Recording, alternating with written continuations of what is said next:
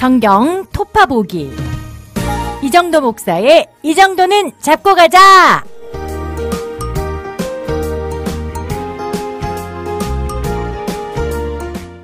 안녕하십니까, 이정도입니다. 오늘 저희가 이제 레위기 마치고 민수기 시작합니다.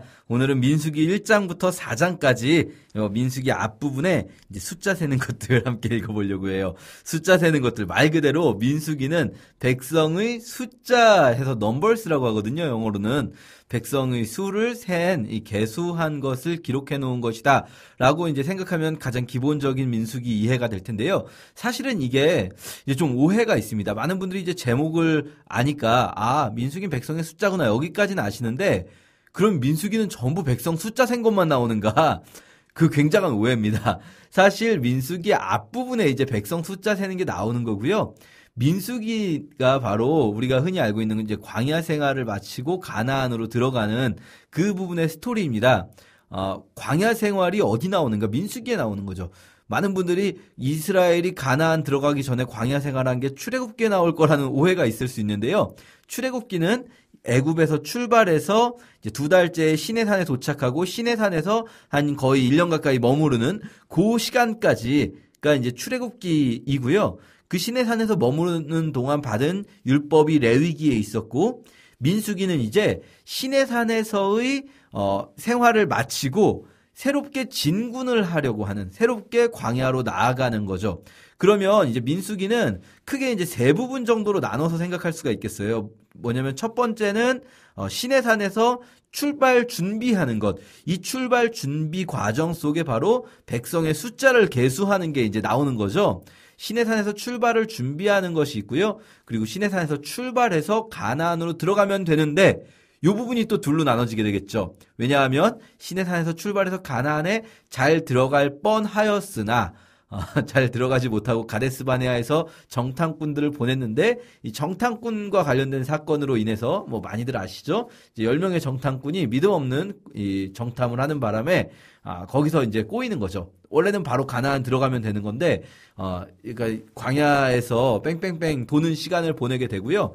거기까지가 또 한 부분이라면, 마지막 부분은 이제 광야의 그 긴 시간을 마치고 38년 6개월을 마치고 다시 광야에서 가나안으로 진군을 시작하는, 가데스바네아에 다시 모여서 가나안으로 가는 거기까지가 이제 민수기의 세 번째 부분이라고 할 수 있고요. 민수기는 결국 가나안에 들어가기 직전에 멈추게 됩니다. 모압 평지에서 이제 멈추게 되면서 이 민수기 전체의 구조, 출발 준비, 그리고 출발해서 가데스바네아까지 가서 광야 뺑뺑뺑 돌게 되는 그 사건, 그리고 다시 가데스바네아에 모여서 이제 모압 평지까지 가는 요 이야기, 이렇게 민수기를 생각하면서 보면 될 것 같아요. 오늘은 제일 앞부분 이제 1장부터 보시면 1장에 이스라엘 자손을 숫자를 세라라는 말씀을 하십니다. 그래서 1, 2장은 12지파, 나머지 지파들을 숫자도 세고, 또 이 지파들이 어떻게 앞으로 이동할 때 행군 대형을 어떻게 짤지, 이것이 2장에 나오고요. 3장, 4장은 이제 레위인에 대해서, 레위인 숫자 계수도 하고, 또 레위인들은 진군할 때 각각 어떤 역할을 맡을 것인가, 이것들을 보는 겁니다. 먼저 1장 보시면요. 1장 1절, 이스라엘 자손이 애굽 땅에서 나온 후 둘째 해 둘째 달 첫째 날에, 그러니까 둘째 해 둘째 달이니까 애굽에서 출발한 지 만으로는 1년 2달이 안 된 거죠. 1년 1개월 된 거죠, 만으로는. 그러니까 시내산에서 거의 한 1년 못 되게 한 11개월 정도 시내산에서 거의 체류했다고 보면 되겠고요. 이 둘째 해 둘째 달 첫째 날에 이제 시내산 광야 회막에서 모세에게 말씀하시면서 다시 출발할 준비를 해라, 이렇게 말씀하시는 거죠. 여기 보면 여호와께서 하신 명령은 뭐냐면, 너희는 이스라엘 자손의 모든 회 중 각 남자의 수를 그들의 종족과 조상의 가문에 따라 그 명수대로 계수할지니 이스라엘 중 20세 이상으로 싸움에 나갈 만한 모든 자를 진영별로 계수하라 하시거든요. 20세 이상으로 싸움에 나갈 만한 모든 자를 숫자를 세라. 이것은 바로 이제 출발할 거니까 가다가 혹시라도 전쟁이 나거나 그랬을 때 탈영하지 않아야 되나요? 또 누가 전쟁에 참여할 것인가 정해놓는 거죠. 어린 아이들이 전쟁에 참여하지는 못하게 합니다. 20세 이상의 남자들만이 전쟁에 참여하는 의무를 가지게 되는 거죠. 이것은 의무이자 또한 권리일 수도 있는 거죠. 그렇게 이제 계수를 하는데요. 앞부분에서는 이 각각 진영별로 계수해라. 그래서 그 가문의 대표들의 이름들이 쭉 나와요. 앞부분에서는. 그리고 17절에 보면 이 지명된 사람들을 데리고 이스라엘 백성을 다 모아서 실제로 숫자를 세는 게 이제 19절부터 나옵니다. 그러니까 1장을 보면 앞부분엔 이름들이 쭈르륵 나와요. 이 이름들이 각 지파의 각 부족의 대표자들이구나. 그리고 이 사람들을 데리고 19절 이하부터 숫자를 실제로 세기 시작하는구나. 그래서 앞부분엔 이름들이 나오고 뒷부분에는 명수들이 나옵니다. 몇 명이다, 몇 명이다. 이렇게 나오는 거죠.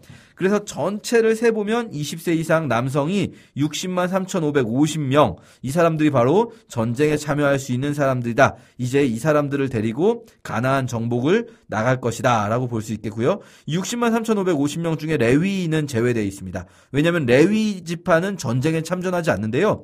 이것은 어떤 특권이 아니라 레위 지파는 전쟁이 났을 때 뭘 해야 되냐면 성막 기구들을 보호합니다. 레위인들은요 항상 성막을 둘러싸고 진영을 치고 있어요. 그래서 성막을 레위인들이 보호하면서 뭐랄까요? 우리도 대통령이 있으면 대통령 경호원들이 있지 않습니까? 그것처럼 성막 경호원의 역할들을 레위 지파가 하고 있는 거죠. 전체 이 명수를 보면 우리가 요 부분들 보면서 그냥 아무 생각 없이 쭉 보면 좀 지루하실 수도 있는데요. 재미있는 부분이 있습니다. 뭐냐면 다른 데는 보면 베냐민이 제일 아마 적은 축에 속하는 베냐민 같은 지파가 3만부터고요. 보통 한 4만, 5만 정도입니다. 그리고 이제 특별히 좀 많은 단 지파가 6만 2천 되고요. 그런데 유다 지파가요. 압도적으로 인원이 많은 걸 볼 수 있습니다. 7만 4,600명 나옵니다. 유다 지파. 그리고 여기서 에브라임 지파와 므낫세 지파를 따로 세거든요. 사실은 에브라임 지파와 므낫세 지파는 원래는 요셉 지파라고 불러야 맞죠. 요셉의 자손들인데요. 요셉의 두 아들이죠. 레위가 계수에서 빠지면서 12의 숫자를 채우기 위한 것처럼 보이는데요. 아마도 이 요셉의 아들인 에브라임과 므낫세를 나누는데 에브라임이 4만 500, 므낫세가 3만 2,200입니다. 이것만 보면 인원이 적은 것 같지만 요셉 지파라는 이름으로 생각해보면 이들이 합쳐서 7만 2,700이 돼요. 그러니까 유다와 요셉이 압도적으로 다른 지파에 비해 수가 많아진 것을 볼 수 있어요. 우리가 요거 기억하셔야 돼요. 유다 지파와 요셉 지파가 다른 지파들과 다르다. 우리 창세기 할 때도 나눴었죠. 요셉과 유다가 바로 이 뭐랄까요? 장자권을 계승하는 자들이라고 할 수 있습니다. 요셉이 장자권을 일단 계승한다고 나왔어요. 창세기에서는. 그런데 후에 유다 지파로 이 법궤가 넘어가는 것들 우리가 나중에 보게 되는데요. 여기서 벌써 이 둘이 특별히 인원이 확연하게 늘어난 것들이 드러납니다. 이 장은요, 이제 이동할 때 진영을 어떤 대형을 가지고 이동할 것인가거든요. 성막을 기준으로 해서 진영을 설치할 때 동서남북이 있으면 이제 동쪽부터 시작해서 동남 그리고 중앙에 회막이 있고요. 서북 순서로 설명됩니다. 우리는 동서남북이 익숙한데 여기선 동남서북이에요. 순서가. 자, 동남서북이라는 순서는 아마도 해가 움직이는 기준일 거예요. 동쪽을 얘기할 때 해 돋는 동쪽부터 이제 얘기하는 걸 보면 해가 떠서 남쪽으로 갔다가 서쪽으로 지고 그리고 북쪽이 제일 뒤에 나오는구나 라고 볼 수 있는데요. 이 동남서북에 각각 성막을 중심으로 사방에 3개의 지파씩 총 12개 지파가 배치되는데요. 재밌게 보실 수 있는 게 또 있어요. 이 부분에서도. 그냥 보면 넘길 수가 있는데 잘 보시면 3지파가 각각 동남서북에 있는데 이 3지파가 동등한 게 아니고요.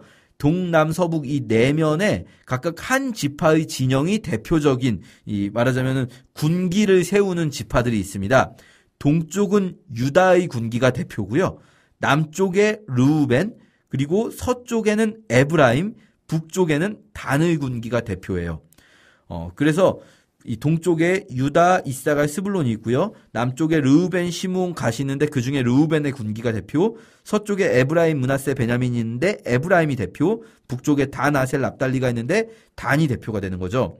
자, 이 각 진영의 대표들을 생각할 때 르우벤이 대표인 건 이해되시죠? 르우벤 첫째니까요. 어쨌든 순서로 장자가 르우벤 아니겠습니까?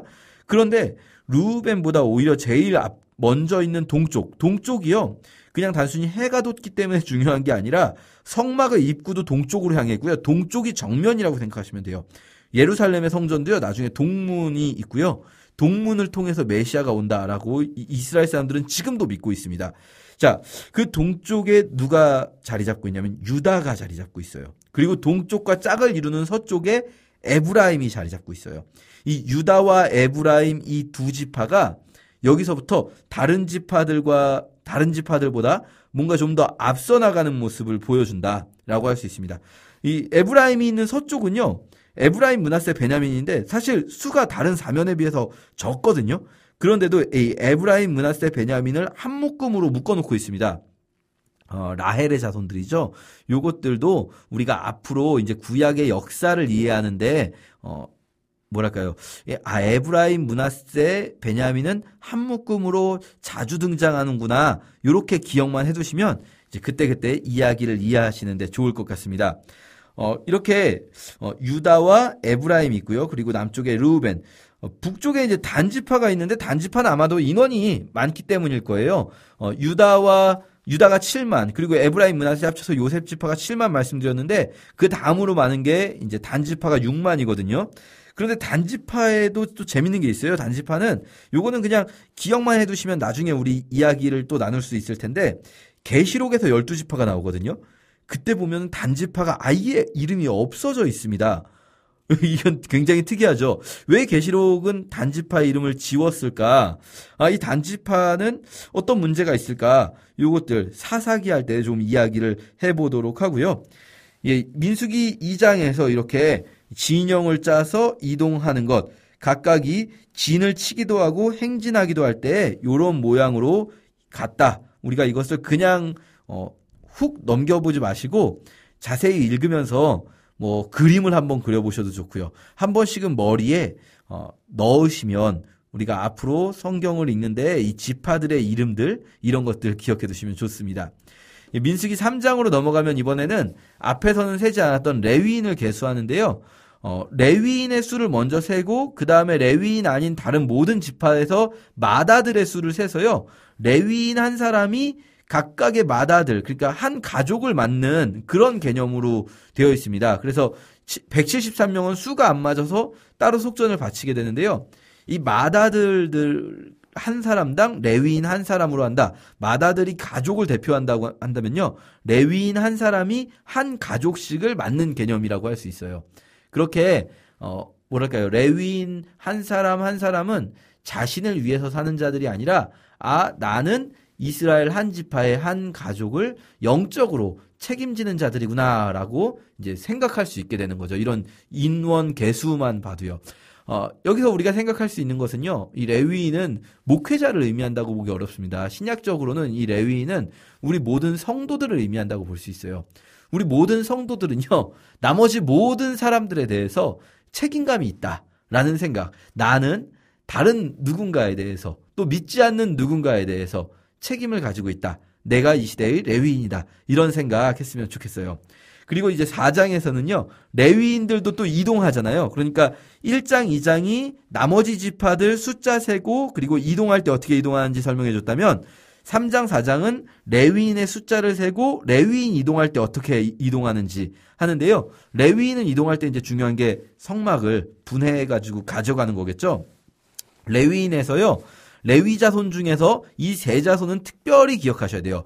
고핫 자손, 게르손 자손, 무라리 자손. 예, 고핫, 게르손, 무라리. 레위 지파는 이렇게 세 수로 나눌 수가 있습니다. 레위 지파를 고핫, 게르손, 무라리로 나눈다면 이 중에서 중요한 거는 이제 고핫 자손이 가장 중요한 역할을 맡게 되는데요. 고핫 자손을 먼저 셀 때 레위인들은 셀 때 앞에서는 전쟁에 나갈 수 있는 20세 이상이었잖아요. 그런데 레위인들은 30세 이상에서 50세까지 30세에서 50세까지를 셉니다. 왜냐하면 이 30세에서 50세라는 나이는 성막의 일을 할 수 있는 나이예요. 성막 봉사를 하는 나이는 30세부터다. 요거 기억하시면서 이 숫자를 세는데요. 먼저 고핫 자손이 할 일은요. 4장 4절에서 고핫 자손이 할 일은 이러하니라 한 다음에 4장 5절부터 쭉 나오는 거는요. 아론의 아들들이 고핫 자손이 할 일은 뒤에 나와요. 4장 15절에 나오고 그 전에 아론의 아들들이 하는 게 뭐냐면요. 아론의 아들들이 성막을 분해해서 이것을 뭐랄까요? 포장을 합니다. 우리 포장이사 하는 것처럼 뭐 칸 막는 휘장을 걷어서 증거궤를 덮고요. 그리고 해달 가죽으로 덮고 보자기들로 여러 진설병도 싸고 포장하는 거죠. 등잔대도 포장하고 제단도 포장하고 이거는 그냥 레위인들이 하는 게 아니라 아론의 아들들이 하는 거예요. 아론과 아론의 아들들이 이렇게 포장을 해놓으면 고앗 자손들이 그것을 매는 겁니다. 그러니까 고앗 자손, 게르손 자손, 무라리 자손 요 대자손들은요 매는 역할을 하는데 먼저 고앗 자손들이 가장 중요한 증거궤, 진설병, 떡상 그리고 등잔대, 제단 이것들을 매는 역할을 고앗 자손들이에요. 그런데 여기서 이들은요 이걸 매긴 하지만 만약에 포장하기 전에 쳐다보면 안 돼요. 그러면 죽을지라 이렇게 말씀하세요. 아주 무섭죠. 칸 막는 휘장으로 증거궤를 덮어서 증거궤가 안 보이게 싼 다음에야 그걸 고앗 자손이 가서 들 수 있는 거예요. 이 휘장 전에 말씀드렸지만 예수 그리스도의 육체라고 하셨습니다. 그러니까 이게요 지금 증거궤 그러니까 하나님의 본체를 덮고 있는 육체가 바로 휘장인 거예요. 그것은요 하나님의 본체는요 우리에게 보이지 않습니다. 우리는 하나님을 만날 수도 없고 볼 수도 없는 자들이에요. 그런데 예수께서 휘장이신 자신의 몸을 찢으심으로 우리가 하나님 앞에 나아갈 수 있는 길을 증거궤로 나아갈 수 있는 길을 열어주셨다. 우리 말씀드렸었어요. 그리고 두 번째로 이제 게르손 자손이 할 일은요 고앗 자손이 제일 중요한 이 뭐랄까요? 제단이라든지 등잔대, 떡상 그리고 증거궤를 날랐다면 게르손 자손은 성막의 그 천들 있지 않습니까? 휘장과 덮개와 그리고 또 천이나 줄들, 끈들 있지 않습니까? 그런 것들을 나르고요. 무라리 자손들은 기둥과 널판과 받침들, 말뚝들 이런 나무로 된 것들이나 혹은 또 그걸 묶는 끈들 이런 것들을 움직이게 됩니다. 이렇게 고앗 자손, 게르손 자손, 무라리 자손이 할 일을 먼저 명령하시고 그 다음에 34절부터는 각각의 지파 자손들별로 고앗 자손, 게르손 자손, 무라리 자손을 숫자를 세는 것 나오는데요. 아주 작은 일까지도 무슨 끈 하나 들고 가는 것까지도 아무나 그냥 여기 끈이 있네 하고 들고 가면 안 되는 거예요. 사소한 끈 하나 들고 가는 것도 다 누가 어떻게 할지를 명령해 주셨어요. 이거 우리에게 적용한다면요.